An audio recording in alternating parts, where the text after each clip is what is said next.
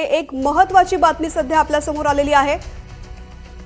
Jantar मंतरवरती police आणि आंदोलक आमने सामने आलेले आहेत। जंतर मंतरवरती सुद्धा आंदोलन सध्या सुरू आहे विद्यार्थ्यांचे आणि या ठिकाणी पोलीस आणि आंदोलक आमने सामने आल्याची सध्या माहिती मिळते। जंतर मंतरवरती मोठ्या संख्येने विद्यार्थी जमलेले आहेत।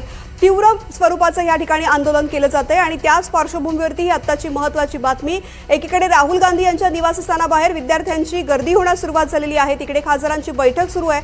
थोड्याच वेळामध्ये कॅन्डल मार्च काढला जाणार आहे आणि दुसरीकडे जंतर मंतरवरती जे आंदोलन सुरू आहे त्या ठिकाणी सुद्धा पोलीस आणि आंदोलक आमने सामने आलेले आहेत। राम, पुन्हा एकदा तुझ्याकडे येते। तू दृश्य दाखवतोस कशा पद्धतीने राहुल गांधी यांच्या घराबाहेर अशा प्रकारे विद्यार्थी येत आहेत, गर्दी करतायत, पोलिसांना रोखण्याचा प्रयत्न करतायत। दुसरीकडे ही बातमी जंतर मंतरवरची।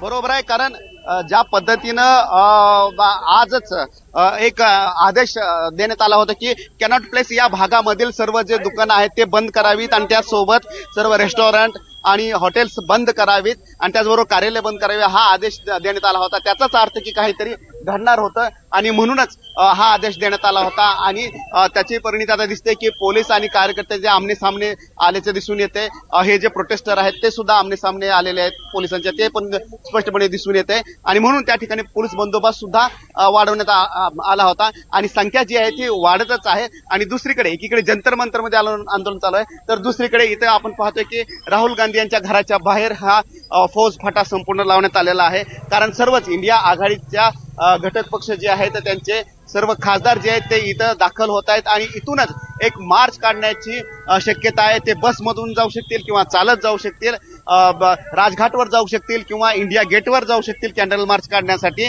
तर त्या संदर्भामध्ये जी आहे ती चर्चा जी आहे ती आतमध्ये आता केली जाते आणि म्हणूनच एक आजचा दिवस जो आहे तो इंडिया आघाडीसाठी यासाठीच महत्वाचा आहे। हे नेते जे आहेत ते आतमध्ये जाण्यासाठी प्रयत्न करतायत। आपण इथं पाहतोय की हे काँग्रेसचे जे आहेत काही सेवा दलाचे सुद्धा आहेत आणि ते इथं जाण्याचा प्रयत्न करतायत, मात्र त्यांना जे आहे ते थांबवण्यात आलेलं आहे। इथं काय कारण आहे त्यांना हे आपण विचारूयात की कशामुळं त्यांना इथे थांबवण्यात आलेलं आहे। कहाँ से है?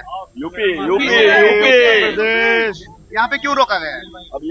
ये तो जालिम सरकार हर जगह जुल्म कर रही है। सरकार की ये तानाशाही है।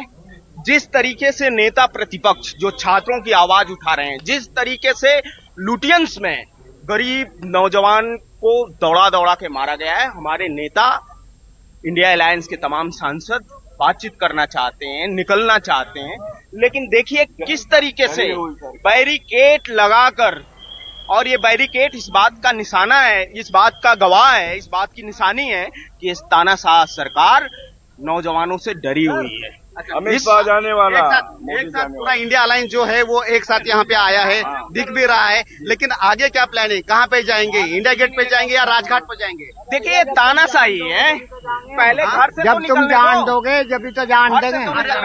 आप पुलिस से पूछो ना कि जाना नहीं जा रहा है।